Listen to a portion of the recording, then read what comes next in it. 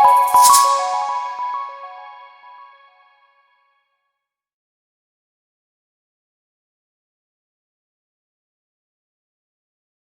दोस्तों, नमस्कार। आप सबका स्वागत है समृद्धि गुरुकुल के यूट्यूब चैनल में। आज हम बात कर रहे हैं use of is am are के नेगेटिव सेंटेंसेस की। तो आइए स्टार्ट करते हैं। तो सबसे पहले मैं आपको वही चीज़ फिर से रिपीट करा देता हूं ताकि आप भूलो ना।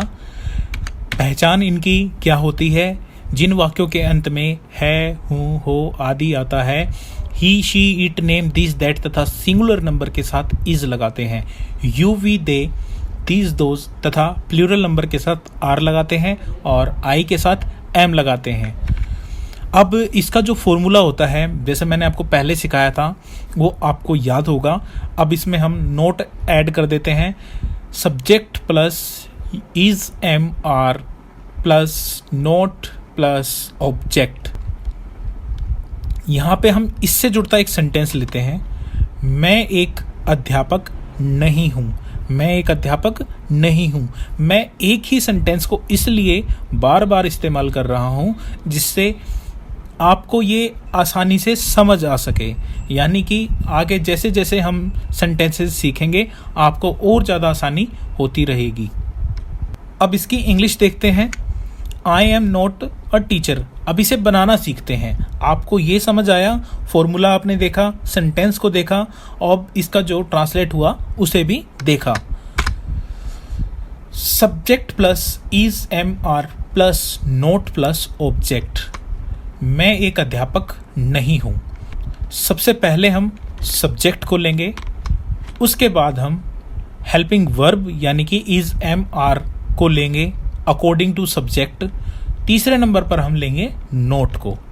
कोई भी सेंटेंस हो, आपको ये तीन चीज़ें बिल्कुल सही लगानी है, यानी कि इन तीनों को सेट करना है। उसके बाद आप किसी तरह से भी उसके बाद हम फोर्थ नंबर पर इसे लेंगे, यानी कि अ टीचर।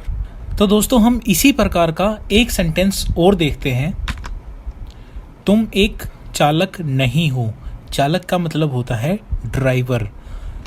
सबसे पहले सब्जेक्ट, फिर हम लेंगे हेल्पिंग वर्ब, उसके बाद हम नोट लगाएंगे और लास्ट में जो बचता है हम उसको लास्ट में लिख देते हैं, यानी कि और ड्राइवर। तो ये हमने सेंटेंस यहाँ पर बनाने का तरीका इसको हमने सीख लिया है।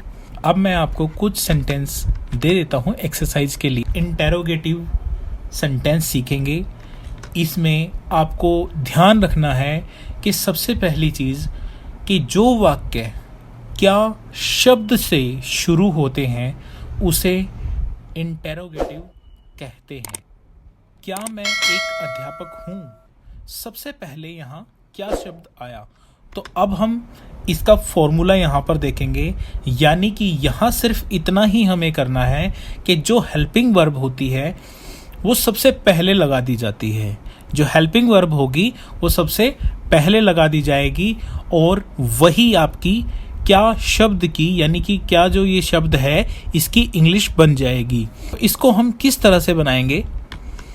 सबसे पहले हम इसे लेंगे और इसके लिए हम अकॉर्डिंग टू सब्जेक्ट देखेंगे कि सब्जेक्ट हमारा क्या है, उसके हिसाब से सबसे पहले हम इसकी ही इंग्लिश रखेंगे। उसके बाद हम सब्जेक्ट लेंगे और फिर बाकी जो बचा हम लास्ट में लिख देंगे। तो अब सेंटेंस देखते हैं। एम आई और टीचर।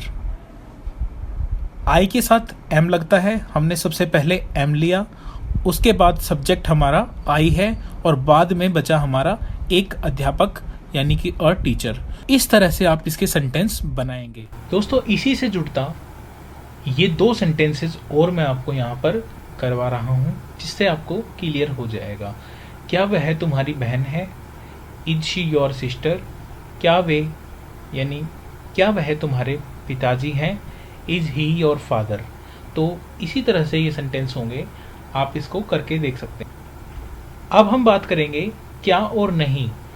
ये प्रश्नवाचक वाक्य होते हैं और ये इंटेरोगेटिव प्लस नेगेटिव कहलाते हैं। इसका फॉर्मूला होता है, सबसे पहले हम हेल्पिंग वर्ब लेंगे यानी कि इज एम आर, इसके बाद हम सब्जेक्ट लेंगे, फिर नोट लेंगे, फिर ऑब्जेक्ट लेंगे।